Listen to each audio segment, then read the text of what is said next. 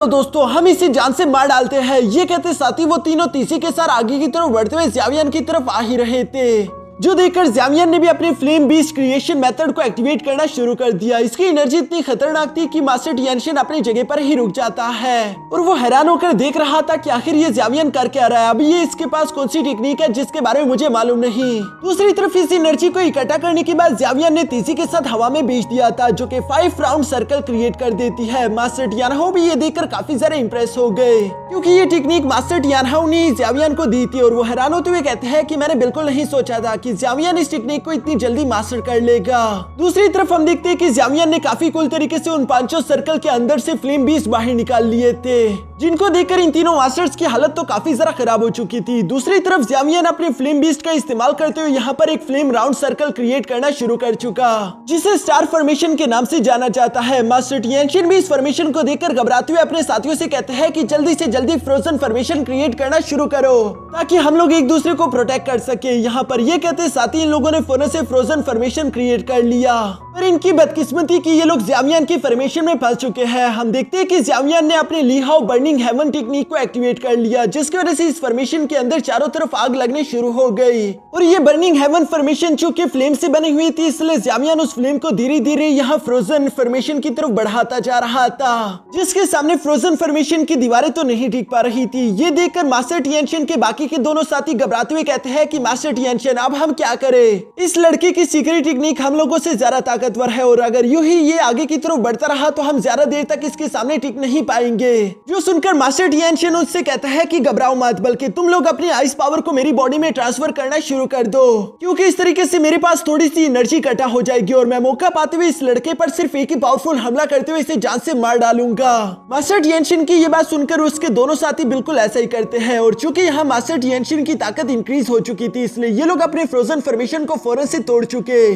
जहाँ पर हम देखते हैं कि मास्टर टियानशिन ने वहाँ पर आइस क्रॉसबो बनाना शुरू कर दिया। साथ ही साथ वो कहते हैं कि लड़के बस बहुत हो गया, क्योंकि अब तुम मरने वाले हो। जो कहते साथ ही मास्टर टियानशिन ने अब तक का सबसे powerful ice golden arrow ready करना शुरू कर दिया, जो देखकर ज़्यावियन भी दूसरी तरफ अपने पास 2 स्पिरिचुअल हैंड समन कर लेता है, जिन्हें ज़्यावियन ने अपनी तीनों हेवनली फ्लेम कंबाइन करके बनाया हुआ था। तभी अचानक हम देखते हैं कि मास्टर टियानशिन ने वो एरो तेजी के साथ ज़्यावियन की तरफ चल दिया, जिसकी रफ्तार और प्रेशर वाकई में काफी जरा खतरनाक थी, इवन कि वो स्पेस तक को चीर रही थी। लेकिन सामने की तरफ मौजूद ज़्यावियन भी पूरी तरीके से तैयार था। वो अपने स्पिरिचुअल हैंड्स का इस्तेमाल करते हुए तेजी के साथ उस एरो को रास्ते में ही रोक चुका, जिसका इफेक्ट इतना ज्यादा खतरनाक था कि आसपास की बिल्डिंगें टूटना शुरू हो गई, जमीन में यहाँ पर क्रैक्स पड़ चुके थे।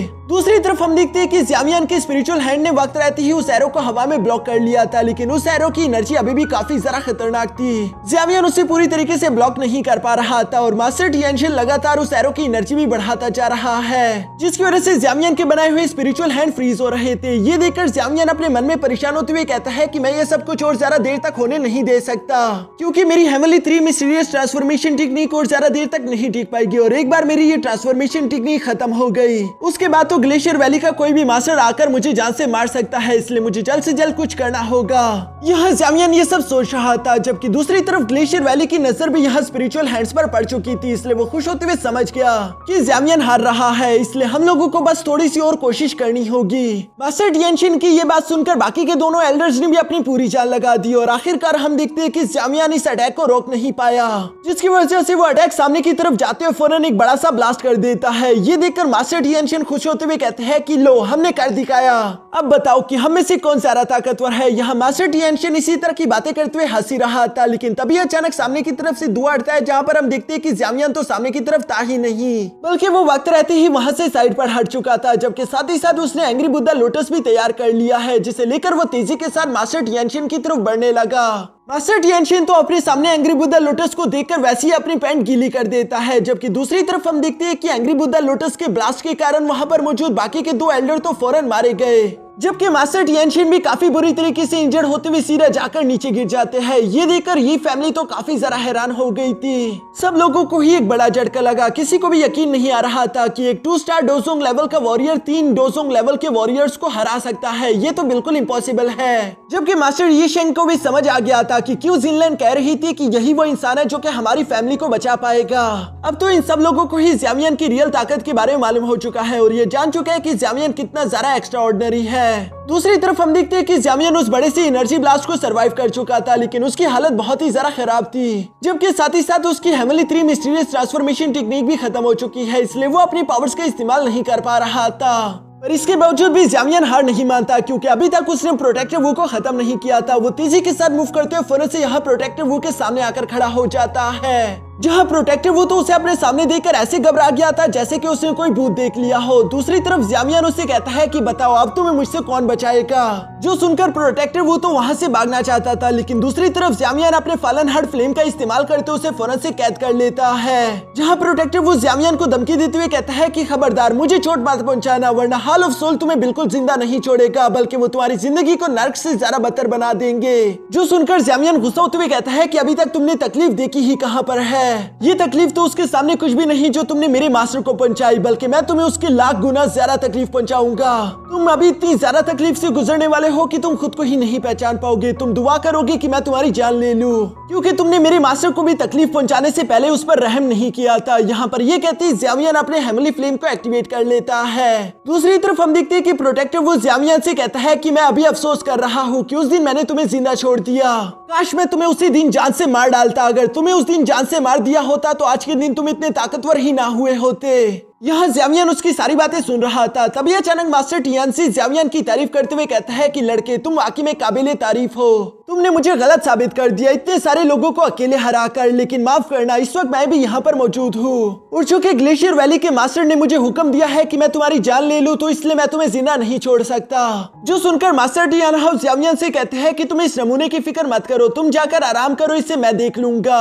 जो सुनकर ज़ावियन ने एक रिकवरी पिल खा ली थी और उसे मास्टर टियानहाउ पर पूरा भरोसा था, लेकिन अचानक हम देखते हैं कि यहाँ आसमान में एक बहुत बड़ा पोर्टल ओपन हो गया, जिसके अंदर से हॉल ऑफ सोल के 7 आदमी निकलकर बाहर आ जाते हैं, और इनके बीच इनका लीडर भी मौजूद था, जो कि इस वक्त काफी जरा गुस्से में है। वो यहाँ पर आते हुए कहता है कि फिलहाल मेरे होते हुए तो ऐसा कुछ भी मुमकिन नहीं। ज़ावियन उस आदमी को देखकर उसके पावर लेवल को महसूस करके कहता है कि ये तो डोज़ुन लेवल का मास्टर है। दूसरी तरफ मास्टर टियानहाउ को भी एहसास हो गया था कि वो आदमी एक डोज़ुन लेवल के 2nd स्टार पर है, जबकि मैं खुद एक डोज़ुन लेवल का 1st स्टार का वॉरियर हूँ। ये तो थोड़ी सी मुश्किल हो गई, क्योंकि इतने सारा वॉरियर्स के साथ लड़ना हमारे लिए थोड़ा डिफिकल्ट होगा।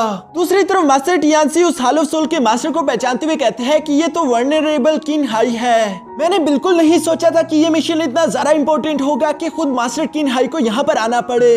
जो सुनकर किनहाई जवाब देते हुए कहता है कि हाँ टियानसी, मुझे यहाँ पर भेजा गया क्योंकि ये मिशन बहुत ही इंपॉर्टेंट है। हमारा हॉल ऑफ सोल इस लड़के के पीछे बहुत वक्त से पड़ा हुआ था, और मुझे जब इमरजेंसी मैसेज पड़ा तो जितनी जल्दी हो सके मैं यहाँ पर पहुँच आया। तभी अचानक दूसरी तरफ प्रोटेक्टर वो मास्टर किनहाई से भीख मांगते हुए कहता है कि प्लीज किनहाई एक्शन ले और इस ज़ावियन को कैप्चर कर ले, क्योंकि हमारे हॉल ऑफ सोल के लीडर इस लड़के को जिंदा पकड़ना चाहते हैं। जो सुनकर तो ज़ावियन ने फौरन से प्रोटेक्टर वो को कैद करके अपने पास रख लिया।